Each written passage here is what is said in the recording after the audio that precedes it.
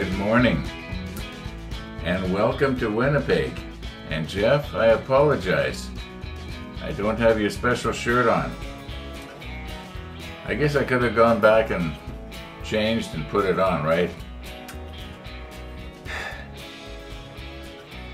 Next time. But we do have your special cup here. There's kind of a rollback, but I did shoot something last night. I put up my Christmas lights, and I finished the second frame. It's running right now. What I'm going to do is I'm going to swing the camera around and aim it in the other direction and try and zoom in a little bit. It's a little bit light outside right now. The sun is just coming up right this very minute. Just a coincidence. Once again, I did not plan it like that. Yeah, for once Murphy's Law is in our favor. Anyway, let's not have a bunch of memory lapses again like we did yesterday. Yeah, so I came back to the model table last night, and I spent probably a good 2 hours. Once again, it took a long time to untangle all those lines, but I eventually got them.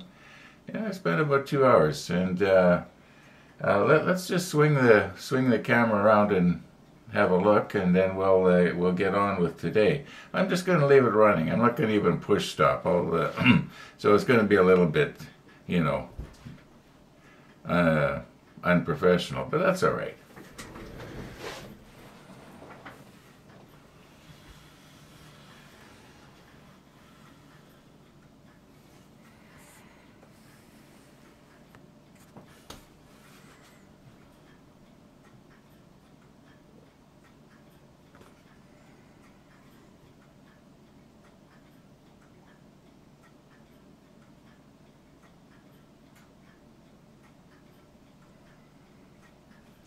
Okay, now what I did was last night I also took a shot, and you can actually see them a lot better. I'm going to just superimpose that over top right now, and then we'll get on with nipping some parts here.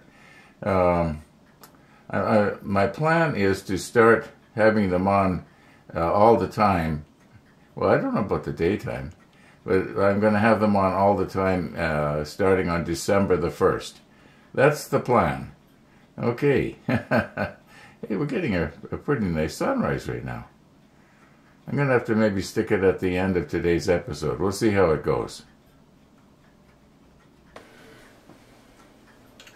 Now, I have been asked this at least 5 times.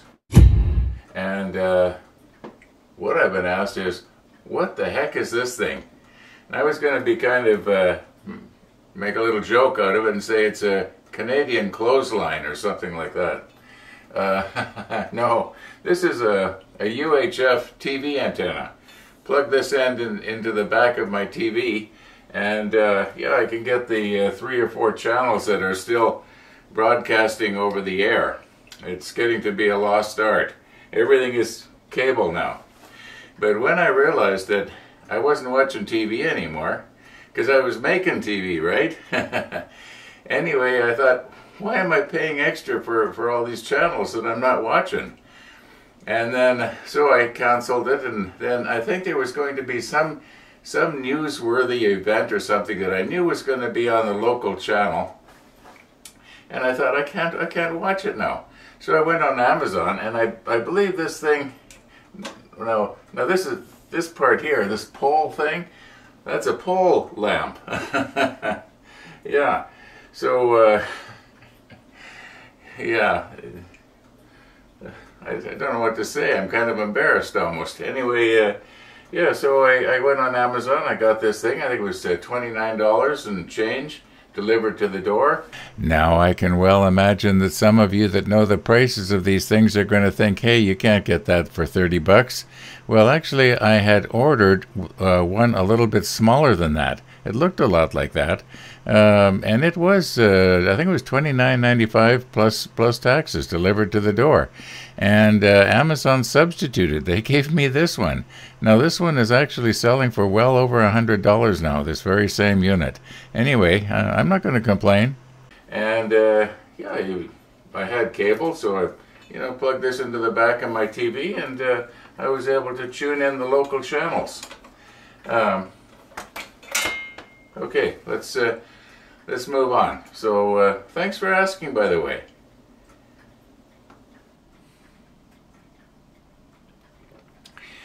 Okay, we need G, 10, and 13.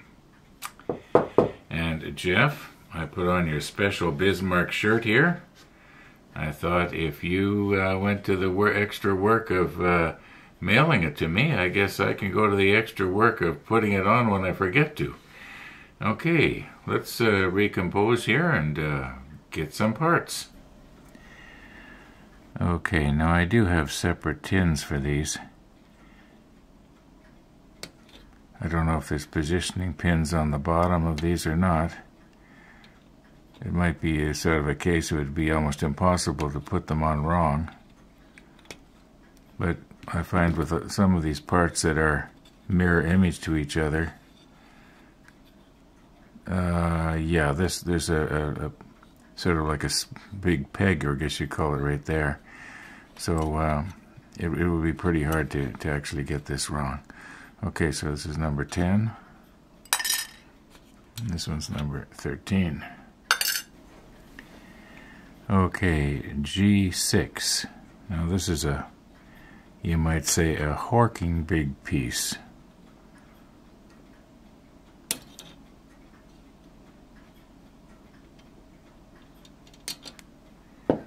And I think it would be absolutely impossible to get this one wrong. And there are positioning pegs on here to help get it right on the deck. So when we put it on the deck, it'll be this way up. There's obviously some sort of a splinter rail.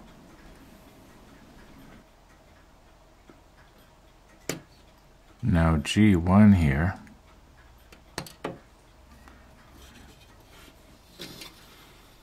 And G19 are another couple of mirror image parts. Turn my cutter like this, it'll go better. Alright, just here's G1.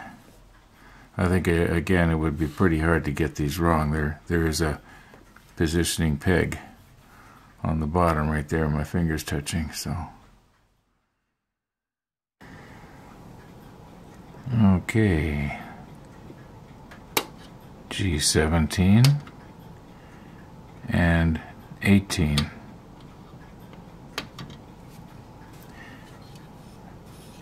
Another pair of matching, well, not really matching. You can see they're mirror image to each other, but they do have pegs. And I think if a person's looking at the manual, we're not going to, get these mixed up, so I think we can probably keep them together. Okay, now L23 and L24. Usually when you look at something, you can tell what it is. But in this case, I'm not too sure here. Okay, now that's 23.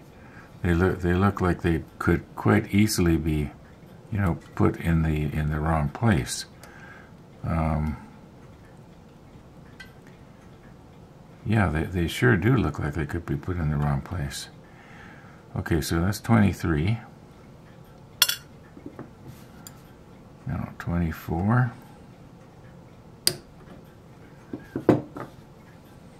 Just for the fun of it, let's see if we can find this in Stefan's CGI drawing. It seems to me that there was a place where I saw where he sort of passed over the bow, and I think it would take this in. Okay, yeah, it almost looked like this is supposed to be like a little window or something, like, yeah, come on, I can't pick that up. All right, there we go, 24. Now, about the Christmas lights. The view that I took at night was a little bit deceiving, and for two reasons.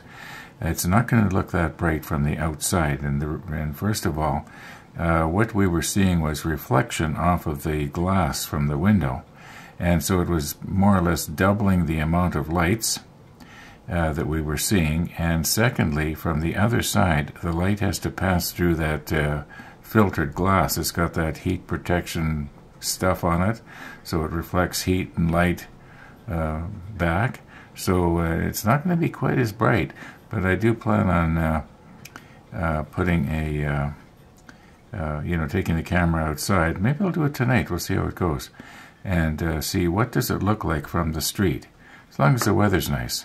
Okay, let's move on here.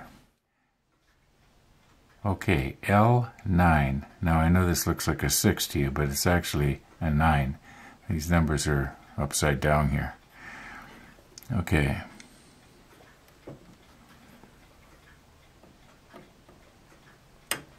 I think this is some kind of a hatch.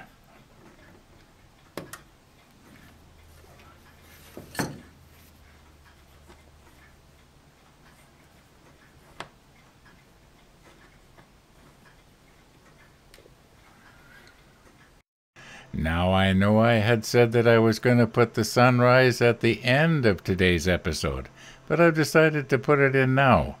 And what I've done here is I've sped it up 60 times, and the whole thing only lasts about, 30 seconds or so.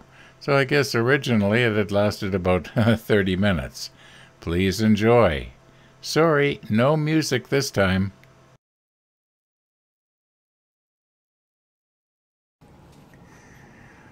Okay, unless I've missed something, and I don't think I did, we have all the parts now for steps 9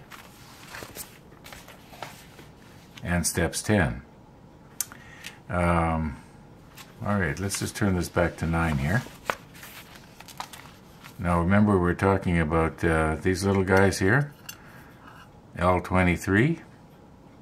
Well, here it is right here, L23. But let's, for the fun of it, and see if we can find this on Carlo Stefan's CGI drawing. Sorry, Stefan. Now, this is what I was thinking of, and I was hoping it was going to show up here, as he did sort of a flyover, you might say. But everything is passing by way too quickly, and it's not showing up. So I guess we're going to have to take a look in the book. Okay, I could not find it in the book. So I came back out here to the model table, and I thought, well, maybe if I peruse ahead a little bit further in the manual, it might sort of explain things, and actually it did. And what is supposed to happen here is, okay, we've got these two pegs here are supposed to go in those two slots.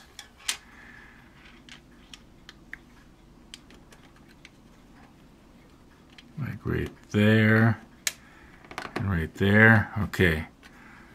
Now then, this piece here is supposed to go in here like this. Now I couldn't find anything that looked like this. Like I could find this general area, and this is probably going to be a tight fit. Doesn't seem to be wanting to fall into place very good. But anyway, like I started to say, I could find this general area, and but it just didn't look right. It looked bigger and it was more bulky, but I was seeing it off at a distance, and there wasn't really a whole lot of detail. But what is supposed to happen is that there's supposed to be another part go on top of this. Not a huge thing, but another part. And then, oh, there it goes. It's in place. All right. So that's kind of how it's supposed to go. Another piece goes on the top of here, and yeah, now it's all making sense. Now I've wasted well over an hour fiddling around with this, so let's get this out without breaking anything off here now. There. All right. Now some of these little pieces, like this one here, this one's already cleaned up and ready to paint, and so is this one. And something like this would probably paint really well on the rotator, wouldn't it? I could paint the inside and the outside, and if it was on its own separate little rotating block, it would work a lot better than trying to paint it with a brush. Oh man, how many times haven't we had this conversation? Well, there is no use trying to go any further ahead now in the manual. I'm about as far ahead as I can get. In fact, I'm probably too far ahead than I should be. I think the next thing I'm going to have to do is take out some time and clean off the sprue and flashing from all these little parts. Get them mounted on rotating blocks here and double-sided tape or whatever. And yeah. Oh, by the way, I used one of these new precision files here a little while ago. It works really good. Yeah, thanks, Chris. And thanks, Jeff. Don't want to forget anybody. Okay, yeah, thanks for watching, everybody. And I'll be in, oh, I gotta make the pizza this afternoon. Yeah, tomorrow's pizza day. And we ate the last piece last week, so I'm not 100% sure what I'm gonna do yet. I don't have any pepperoni, so I've got an idea of just taking ordinary luncheon meat, cutting it up, and maybe making a pepper and mustard concoction and cook it up in that and try and spicy it up, and maybe that'll work. I'll let you know tomorrow. Thanks for watching, everybody, and all being well, we will be seeing you tomorrow.